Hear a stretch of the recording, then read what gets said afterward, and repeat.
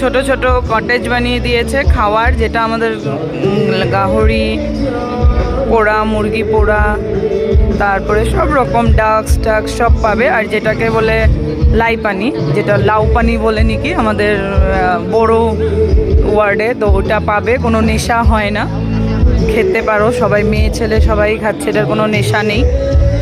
তো আর এখানে কিছু কিছু হ্যান্ডমেড জিনিস আসছে, খুবই সুন্দর, ভালো লাগলো দেখতে।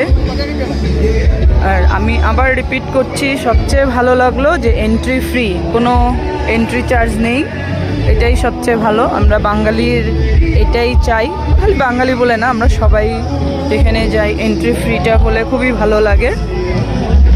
তো সবাই আসো, সুন্দর জিনিস দেখতে পারবে।